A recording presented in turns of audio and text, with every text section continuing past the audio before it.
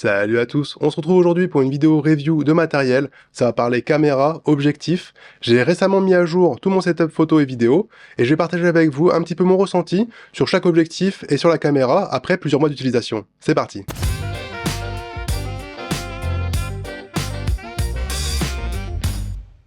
À l'origine, j'utilisais un iPhone 11, j'avais fait un setup vlog avec, mais la qualité est un peu à la ramasse à l'heure actuelle, et la capacité de stockage de 64 Go se remplissait à la vitesse de la lumière, donc ce n'était pas viable.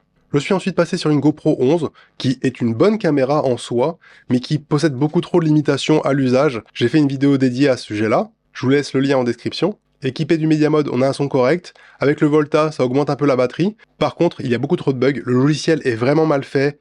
Ça m'est arrivé plusieurs fois de perdre la connexion avec la GoPro, de pas pouvoir la redémarrer, de me réveiller le matin après avoir chargé toute la nuit et qu'elle soit à 0 en batterie. Et ça, c'est des choses qui, quand t'es en voyage, ça entache vraiment l'expérience. Sans compter la qualité en basse lumière qui est pitoyable. Il était temps de changer, j'avais besoin de quelque chose de plus puissant.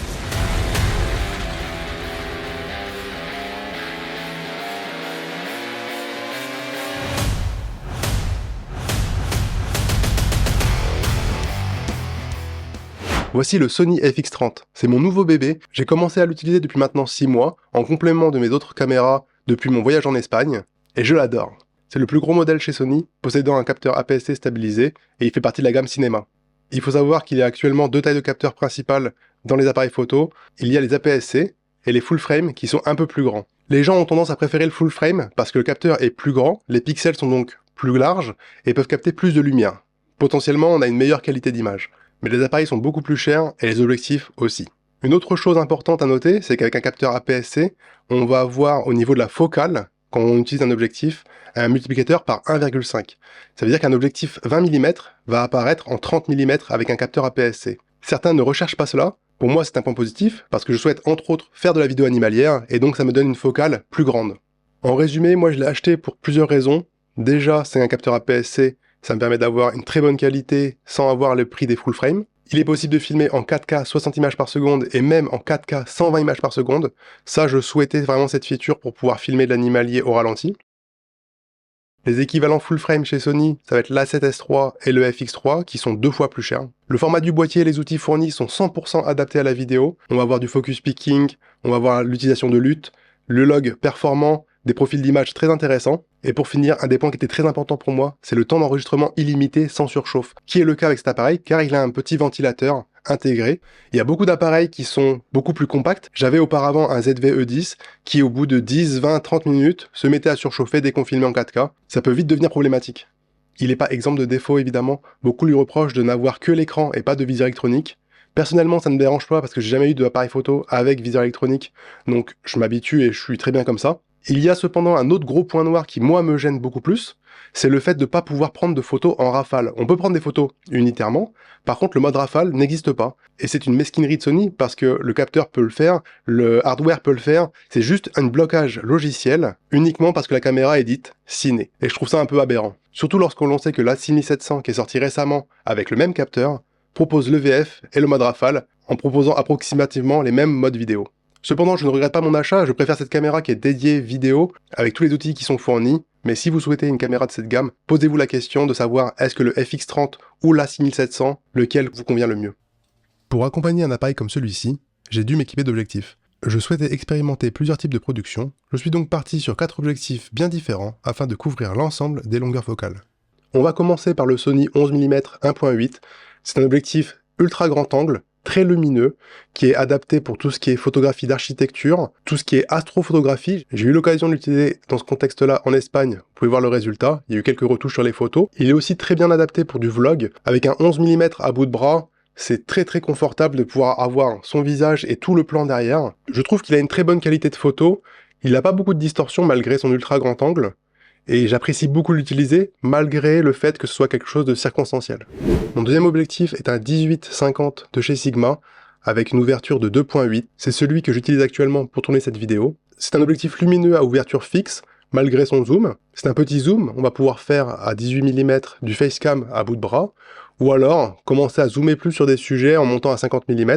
C'est un objectif compact et de qualité. Cependant, je n'apprécie pas trop sa distorsion à 18 mm, et je me trouve souvent limité avec l'amplitude du zoom. Il me manque quelques millimètres de chaque côté pour être un objectif de tous les jours. Maintenant, on va attaquer la grosse bête. Je l'ai acheté pour faire de la photographie et vidéo animalière. C'est un pur plaisir à utiliser. Par contre, c'est un sacré monstre.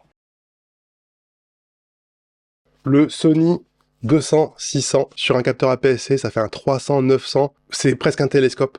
Cet objectif pour prendre en photo des animaux et des oiseaux, c'est génial. Par contre, il fait son poids, il fait plus de 2 kg, je crois. Il est extrêmement gros. Et à transporter, c'est vraiment pas pratique. Il est assez difficile à utiliser à main nue, surtout pour la vidéo, donc il va falloir surtout utiliser un trépied, un monopode. Je ferai sûrement une vidéo dédiée sur cet objectif qui est incroyable. N'hésitez pas à vous abonner si vous ne voulez pas la louper. Et on passe au dernier objectif. Et pour terminer, on va passer sur un objectif qui est assez spécial, c'est le Tamron 18-300.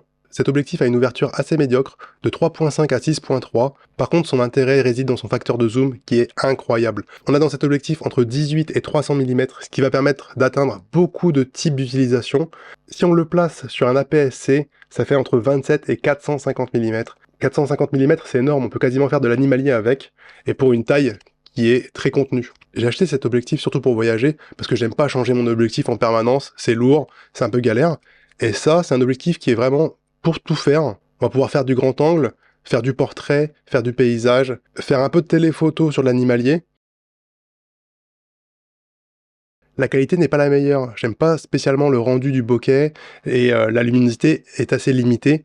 Par contre, en termes de polyvalence, c'est vraiment mon must-have pour voyager avec un seul objectif, c'est le parfait. Voilà un petit peu le tour des objectifs que j'utilise. J'espère que ça vous donne des idées, ça vous inspire. En tout cas, si vous êtes encore là, ça fait plaisir, n'hésitez pas à mettre un petit like, un petit commentaire. Avec l'achat de cette caméra, j'ai aussi commencé à utiliser des process un petit peu plus stylés, comme par exemple la prise de vidéo en mode log, qui va permettre d'avoir des images désaturées, mais aussi avoir une meilleure plage dynamique, récupérer plus d'informations dans les ombres, plus d'informations dans les lumières, et travailler ça en post-prod avec des luttes, avec de la colorimétrie. Je prends maintenant toutes mes vidéos en log, et c'est vrai que le résultat est très sympa. Et quand on n'a pas envie de s'embêter avec du log, parce que ça requiert de la post-production, on peut utiliser un profil d'image intégré qui est très intéressant, c'est le S-Cinetone, qui va vous permettre d'avoir un résultat très quali et très joli, directement utilisable, sans post-production. J'espère que cette vidéo vous a plu. N'hésitez pas à mettre un petit commentaire, partager avec nous si vous avez déjà cet objectif ou cette caméra, votre ressenti, ou si tout simplement vous avez des questions à leur sujet, je serai heureux d'y répondre. Je vous dis à très bientôt sur FunShoot. Salut!